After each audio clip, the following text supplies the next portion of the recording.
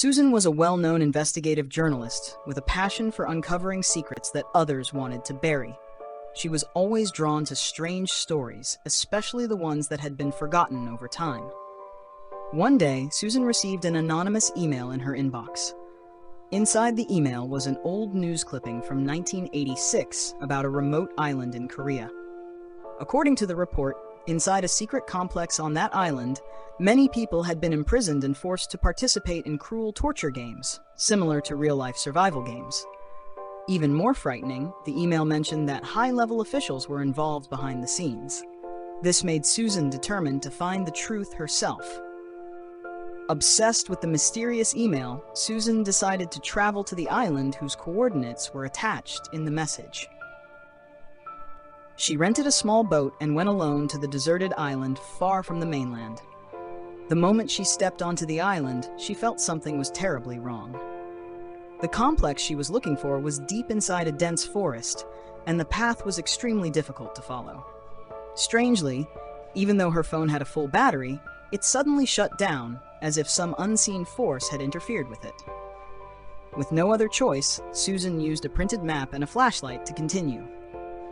As soon as she entered the forest, strong winds began to blow, the sky turned dark, and painful crying sounds echoed from deep within the woods, sending chills down her spine.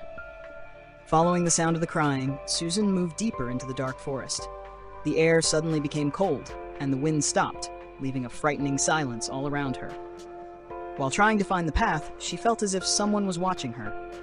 Looking ahead, Susan saw a thin girl standing behind a tree, staring at her without moving. Susan called out, but the girl did not respond. When she walked closer, the figure suddenly disappeared. Before she could understand what was happening, Susan felt dizzy, her vision went black, and she collapsed unconscious on the ground. When she woke up, she found herself lying in a dark room inside the mysterious complex. Strange sounds were coming from outside, like people screaming and running in panic. At that moment, Susan realized that she had entered a place far more dangerous than she had imagined. Gathering her courage, Susan opened the door of the dark room and stepped outside. In front of her was a large hall where around 50 to 60 people were standing in a line with their hands and feet tied. Around them stood masked guards holding guns, shouting orders for everyone to start the game. Susan quickly understood that this was no ordinary game.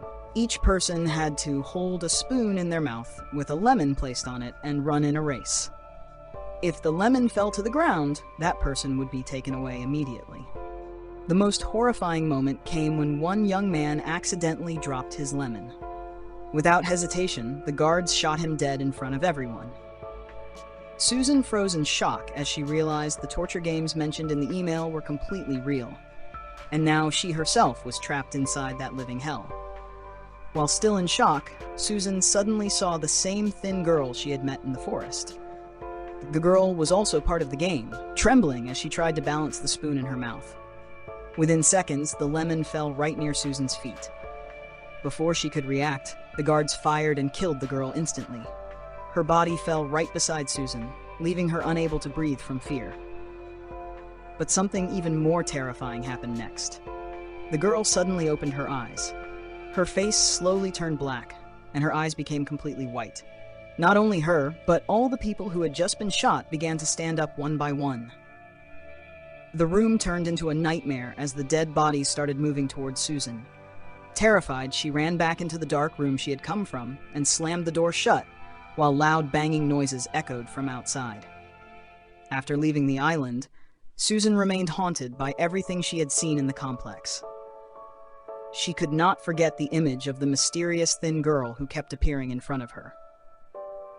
While preparing her report, Susan suddenly remembered the letters her readers had sent her before. She searched through them, hoping to find something related. After a while, she found an old letter sent by a young man more than a year ago. In the letter, he wrote that his fiancée named Kim had disappeared while they were traveling on a remote island. When Susan looked at the photo attached to the letter, she was shocked. The girl in the picture was the same one she had seen in the complex. This made Susan believe that the deadly games had never stopped and might still be continuing even now. After discovering the terrifying connection between the girl in the photo and the spirit on the island, Susan immediately informed the police about everything. A large search operation was carried out on the mysterious island. After many hours of searching, the authorities finally found the complex deep inside the forest, exactly as Susan had described.